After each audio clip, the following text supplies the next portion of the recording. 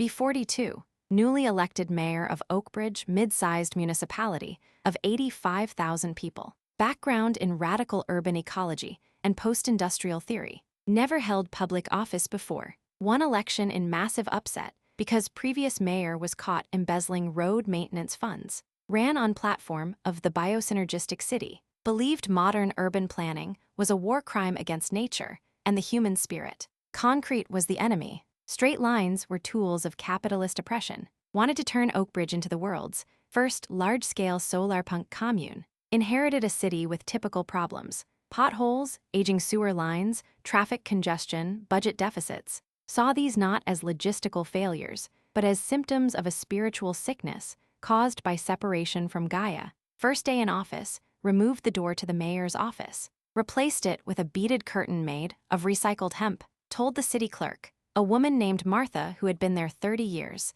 that privacy was a bourgeois illusion. Martha looked at me over her glasses and asked if I wanted the daily briefing on the water treatment plant. I told her water treatment plants were chemical violence, and we needed to discuss wetland filtration systems immediately. Posted on Twitter about liberating the office space from the tyranny of doors. Got 2,000 likes from people who didn't live in Oakbridge. First major policy initiative, Operation Unpave. Believed asphalt prevented the earth from breathing and disconnected citizens from the soil. Ordered the Department of Public Works, DPW, to halt all pothole repairs. Announced plan to tear up 30% of downtown roads and replace them with permaculture paths. DPW director, a guy named Frank, came to my office. Frank was 55, wore a high-vis vest like a second skin, had hands like catcher's mitts. Asked me how emergency vehicles were supposed to navigate permaculture paths during rainstorms. I told him his concern for speed over substance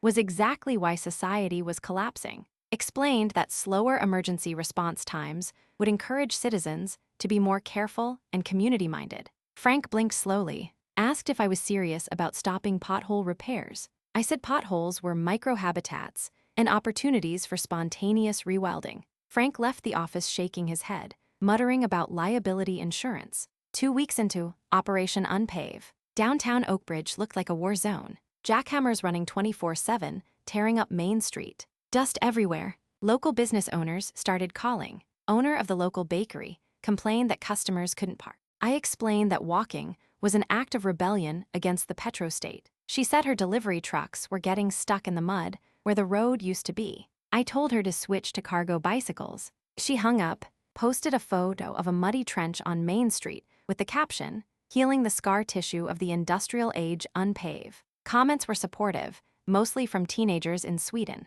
Second major policy, the natural flow traffic experiment. Believed traffic lights and stop signs were authoritarian control mechanisms. Theorized that without artificial signals, humans would naturally self-organize into a harmonious flow like a school of fish. Ordered the removal of traffic lights at the 3 busiest intersections in the city. Replaced them with community eye contact zones. City engineer, Sarah, requested an emergency meeting. Brought charts showing traffic volume and accident probability models. Said the intersection of 4th and Elm saw 20,000 cars a day. Removing lights would cause gridlock and guaranteed collisions. I told her that her models were based on a cynical view of human nature. Said that when stripped of the state's mechanical instructions, people would become compassionate navigators. Sarah asked if I was willing to sign a waiver absolving the engineering department of responsibility. I signed it with a fountain pen filled with organic berry juice ink. Day 1 of natural flow. Absolute catastrophe. Gridlock extended for 6 blocks in every direction. Honking was deafening. People weren't making eye contact. They were screaming at each other. 2 minor fender benders within the first hour. Police Chief Miller called me. Said he had to deploy 4 officers to direct traffic because the eye contact zone was a parking lot. I told him police presence disrupted the organic learning process. Ordered him to withdraw the officers and let the system reach homeostasis. Miller refused, citing public safety statutes. I threatened to defund the traffic division and replace them with conflict resolution doulas. Miller hung up, posted on social media that the initial friction was just the detox pains of a society learning to be free. 3rd month in office, resignations started. Sarah, the city engineer, quit. Left a letter saying she couldn't ethically participate in negligent homicide by design. I dismissed it as her being unable to evolve beyond linear thinking. Appointed a new director of holistic movement, guy named River, who ran a slacklining school. River had no engineering degree, but had great spatial intuition. Fourth major policy, the Urban Grazing Initiative, decided that mechanical lawnmowers were noisy, polluting abominations, fired the entire parks and rec landscaping crew, used the budget to rent a herd of 400 goats and 50 cows, released them into the city parks and median strips, announced that Oakbridge was returning to an agrarian idyll, posted video of a goat eating a dandelion in Central Park. Caption, "The machines fall silent, the beasts return, nature provides." Within 48 hours, the goats had escaped the parks. They were eating the prize-winning roses in the botanical gardens. Cows were wandering into traffic, causing more chaos in the eye contact zones. Goat droppings covered the sidewalks. Parents complained their kids couldn't play soccer because the fields were full of manure and aggressive livestock. Received a bill from the fiber optic company. Goats had chewed through a junction box, knocking out internet for the business district. I hosted a town hall to address concerns. Explained that the internet outage was a blessing, a chance to disconnect and talk to neighbors. A man threw a shoe at me. I said his anger was valid, but misdirected at me instead of his own alienation. Fifth month, garbage collection was the next target. Believed the concept of waste was a capitalist invention. In nature, everything is food for something else. Implemented the zero-bin mandate. Banned curbside trash pickup completely. Mandated that every household must compost all organic waste. Inorganic waste had to be personally sorted and walked to a central resource recovery temple, formerly the dump, located 5 miles outside town. Sanitation union went on strike immediately. I fired them all, said we didn't need sanitation workers, we needed material stewards. Expected citizens to embrace the responsibility of their own consumption. 2 weeks later, the smell was indescribable. Summer heat wave hit. Bags of trash piled up on street corners because people refused to walk 5 miles. Rats appeared, not just a few rats, armies of rats, big, confident rats that looked like they paid taxes. Health Department Director, Dr. Gupta, stormed into my office. He was wearing a face mask inside, said we were on the verge of a bubonic plague outbreak, showed me photos of maggot infestations in alleyways behind restaurants. I told him maggots were nature's recyclers and we should honor their work. Dr. Gupta looked at me with dead eyes, asked if I had ever smelled a decomposing chicken in a plastic bag at 90 degrees. I said I was vegan, so the point was moot. He resigned on the spot, walked out muttering about lawsuits. 6 months in, Oakbridge was becoming famous, not as a solar punk paradise, but as a disaster tourism destination. News crews were filming the gridlock, the mud-filled streets, the cows eating trash, and the mountains of garbage. My social media following was huge, but the comments were changing. Less you go visionary. More is this a parody account? And please help these people. I doubled down, believed the chaos was the darkness before the dawn, decided the problem wasn't my policies, but the city's reliance on the power grid. Proposed the circadian rhythm energy plan. Wanted to cut power to the entire city from 10 p.m. to 6 a.m. to align human activity with the sun and stop light pollution. Chamber of Commerce threatened to sue me personally. Hospital board sent a cease and desist letter. Said people on ventilators needed electricity at night. I called them techno-fetishists. Said we could use bicycle generators for essential life support. Scheduled the vote for the power cuts. City Council, who had been terrified of my electoral mandate, finally grew a spine. They blocked the vote. I went on Instagram Live, ranted for 45 minutes about how the City Council were agents of the petrochemical cabal, cried a little bit about the sorrow of the electrons. 7 months in, the state governor got involved, declared a state of emergency in Oakbridge, not because of a natural disaster, but because of administrative collapse. National Guard was deployed, not to stop a riot, but to shovel trash and direct traffic. I stood on the steps of City Hall, watched soldiers filling potholes I had lovingly created, watched them herding my goats into trucks, felt betrayed, felt like the world wasn't ready for salvation, attempted to order the National Guard commander to stand down. He ignored me, asked him if he knew he was enforcing a paradigm of death. He asked me to please step aside so the dump truck could pass. 8 months, recall election was triggered, signatures gathered in record time. 90% of the voting populace signed the petition. Even the local anarchist book club signed it. They said my incompetence was giving anarchy a bad name. I campaigned hard against the recall, held rallies in the muddy parks, spoke through a megaphone because the PA system didn't work, no power,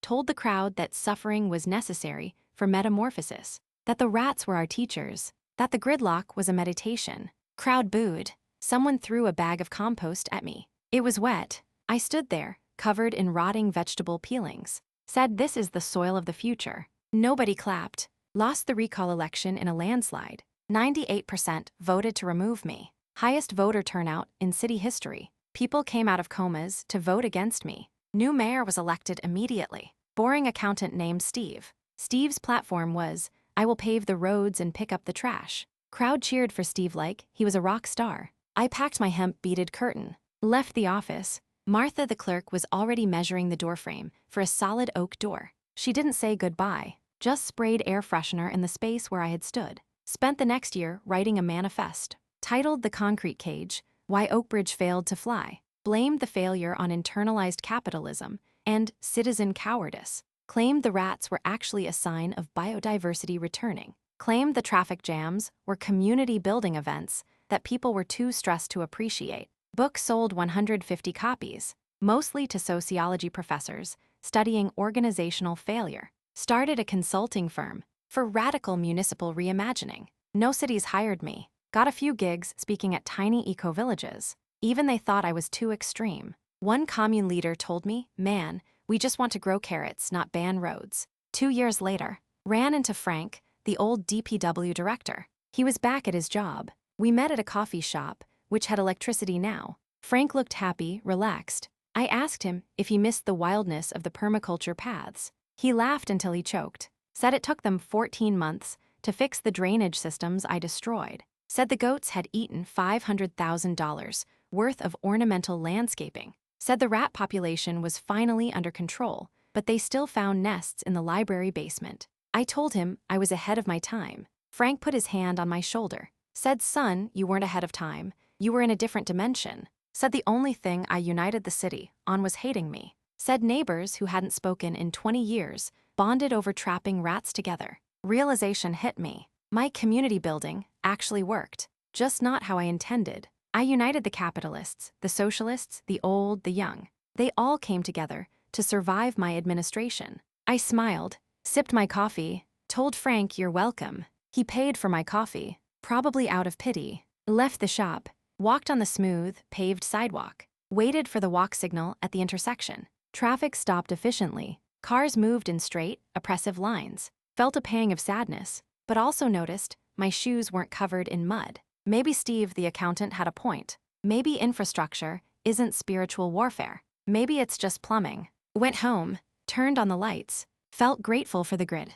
decided to retire from politics, bought a small house with a paved driveway, planted a single tomato plant. It died. I bought a tomato at the store. Civilization isn't so bad. 3 years post-recall. Still living in Oakbridge, mostly keeping a low profile. Town has fully recovered, but my legacy remains as a cautionary legend. Parents tell their children, pick up your room or the mayor will bring the goats back. I've become a local cryptid. Decided to attend a city council meeting just to see the boring efficiency. Sat in the back row wearing a hat. Steve the accountant was presiding. Agenda items, sewer maintenance budget, library roof repair, zoning variance for a new shed. It was incredibly dull. It was beautiful. During public comment, a young guy stood up, looked about 22, wearing a hemp poncho, eyes full of fire, started speaking about liberating the waterways and dismantling the oppression of storm drains. My ears perked up. He used phrases like hydrofascism and concrete trauma. I felt a cold sweat. He was proposing to block all storm drains to create urban wetlands. Council looked bored, dismissive. Steve was checking his watch. I stood up, interrupting the kid. Everyone turned to look. Room went silent as they recognized me. Steve dropped his pen. Martha the clerk gasped. I walked to the microphone, stood next to the kid. He looked at me with hero worship in his eyes. He whispered, "You're him, the visionary." I looked at the council, then looked at the kid, leaned into the mic, said, "Kid, storm drains prevent cholera. Sit down." The kid looked shocked. I continued. "I tried what you're thinking. It smells like death and costs millions. Nature doesn't want your help destroying the basement of the elementary school. Concrete is not the enemy, hubris is. Let the engineers do the math. You go plant a garden in your backyard. Turn to Steve. Motion to approve the sewer budget. Steve blinked. Motion recognized. I walked out of the hall. Silence behind me. Then a slow clapping started. It was Frank, the DPW guy. Then a few others. Walked into the night air. Streetlights were humming.